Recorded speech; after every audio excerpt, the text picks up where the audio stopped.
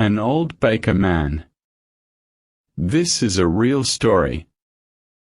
Listen carefully, I hope you will enjoy it. There was once a baker who had a shop in a small town in America. This baker was not a very kind man. He never gave his customers any more bread than necessary for their money, and he never smiled. But he was a very good baker. His bread was the softest bread that you could imagine.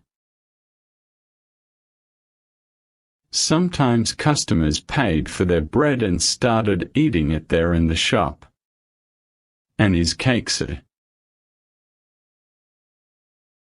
His cakes were really delicious. People came to his shop from all over town. When they walked down the street, they smelled the baker's wonderful bread and his delicious cakes, and they walked right into his shop. But not everyone came inside.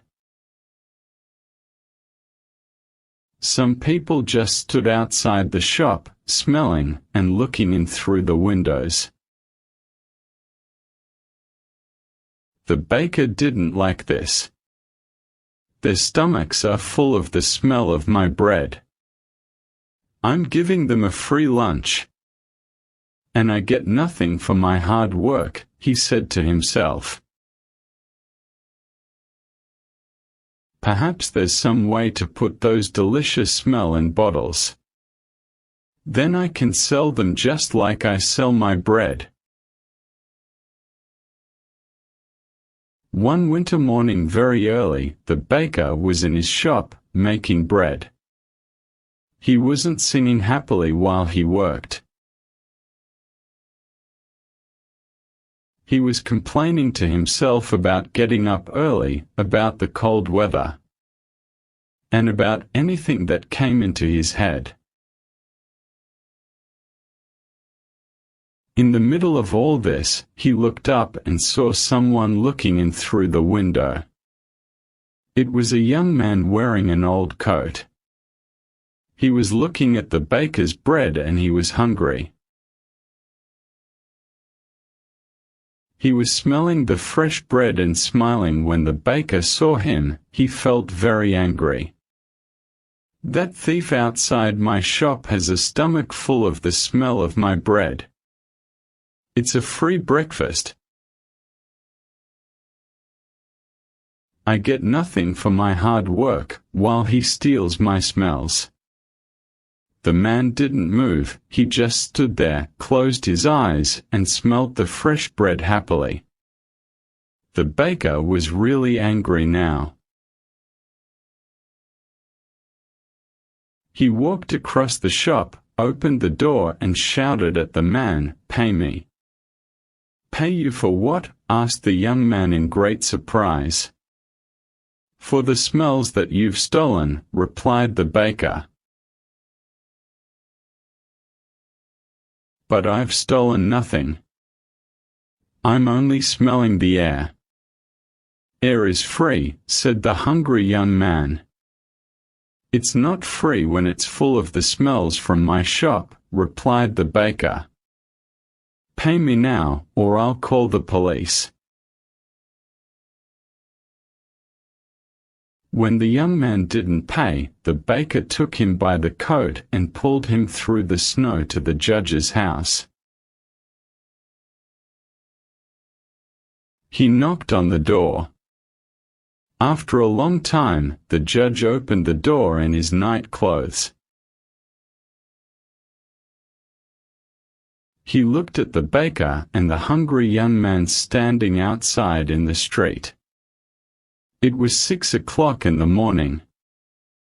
What could be so important so early in the day? "This man is a thief. He stole the smells from my shop," said the baker. The judge was surprised. But all he said was, "Come in and tell me your story. But first give me time to dress myself."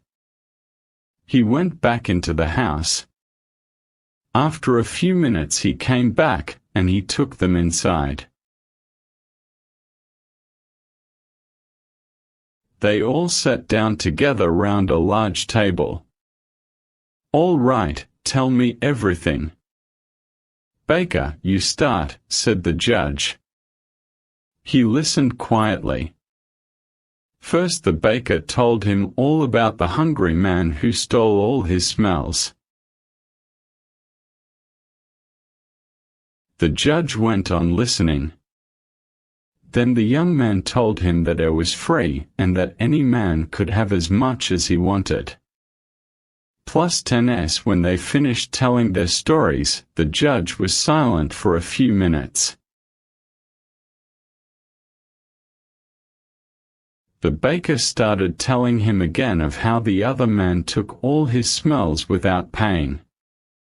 "Stop. Be quiet. I've decided what we'll do," said the judge. "Young man, do you have any money?" The young man put his hand in his pocket and took out a few coins. He showed them to the judge and said, "Sir, this is all the money that I have in the world." "Give those coins to me," said the judge. The young man put them into the judge's hand. "I've listened carefully to both your stories," began the judge. "It's true that the smells were coming out of the baker's shop. And these smells belong to the baker. And it's also true that this young man took those smells without paying for them. And so I say that the young man has to pay the baker for the smells that he took." The baker smiled, perhaps for the very first time in his life. He held out his hand at once for the money. But the judge didn't give him the coins. "Baker, listen and listen carefully," he said. He shook the coins in his hands and they clinked together. "That can pay for the smells," he said to the baker. "Give me my coins, sir," said the baker, not smiling any more. "No," said the judge. "I've decided that the sound of money is the best way to pay for the smell of bread." And with that, he gave the coins back to the poor young man and told him to go home. Thank you for watching.